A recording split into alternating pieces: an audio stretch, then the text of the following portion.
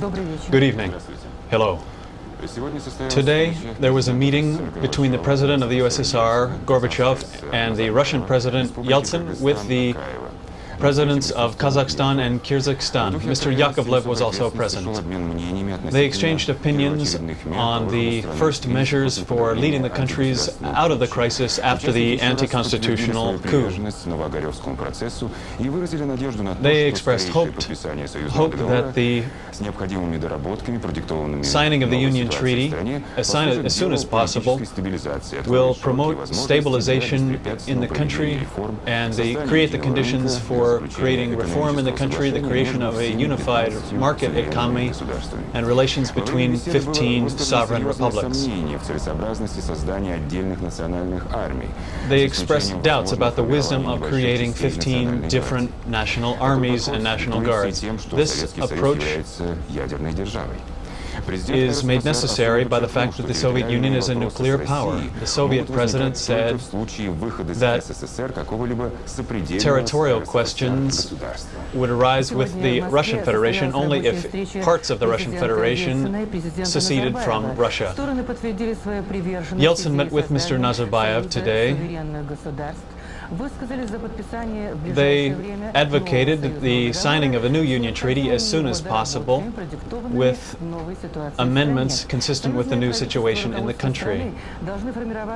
The Soviet government should be created based on the principle of representation, said the presidents of the Russian Federation and Kazakhstan.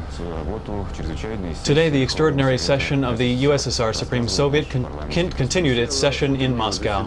At the morning session, there were many more emotional speeches from the microphones.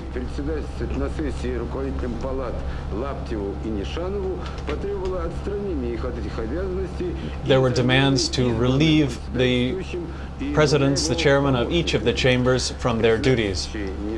The presiding officer, Mr. Nishanov, allowed this proposal to be voted upon, but it did not receive the necessary number of votes. Deputy Sobchak, who was nominated as presiding officer, told his colleagues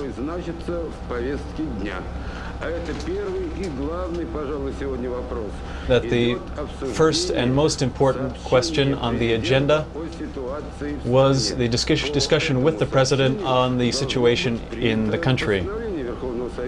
Therefore, the Supreme Soviet should adopt a decree determining many issues. Deputies from the podium made their own proposals, coming from very different opinions and positions, but all expressing great concern for the fate of the country. I will not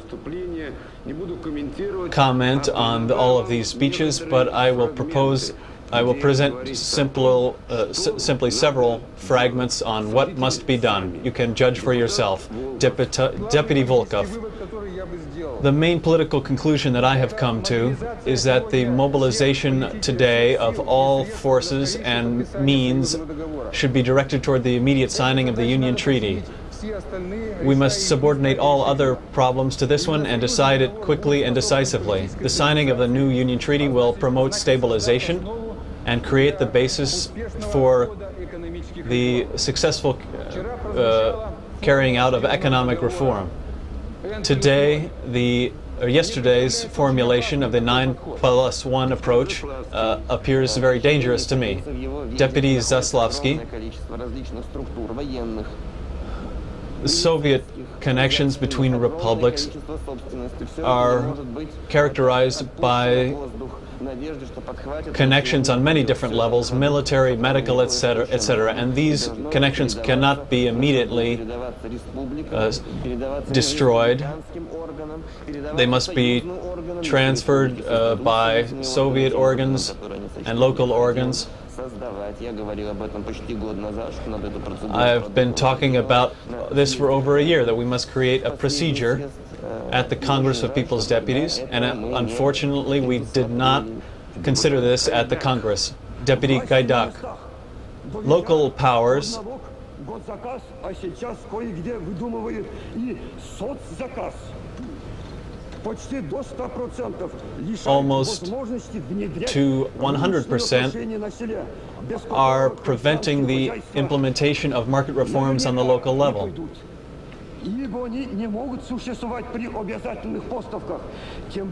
Because they cannot exist in the absence of pricing policies and deliveries of goods. I am convinced that the main social lesson of the coup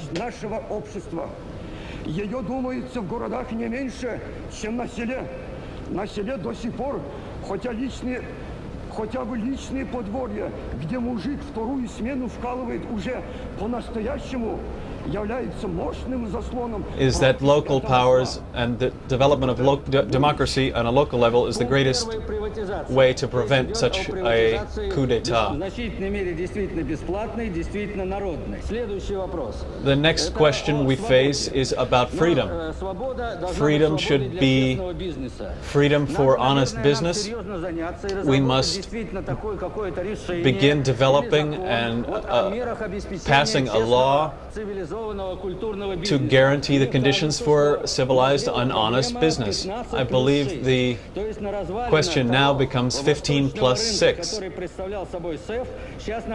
The Eastern market, which we used to call Kamakan, should become a common market. And when we gather at the Congress of People's Deputies, we must prepare economic decisions by that time. Mr. Nazarov, when we talk about President Gorbachev, now, while he is siding with democracy, we must support President Gorbachev. I tell you, the republics among themselves will not be able to come to agreements. All republics should have their independence.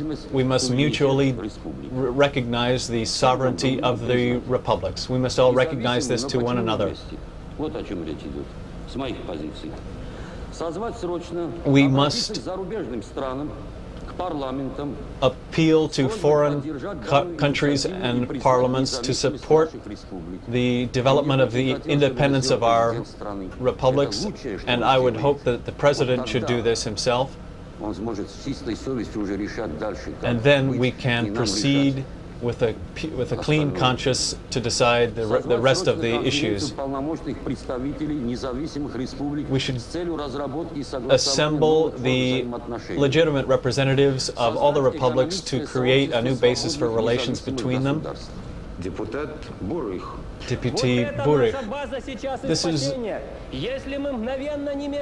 if we do not immediately declare that on the entire territory of the Soviet Union,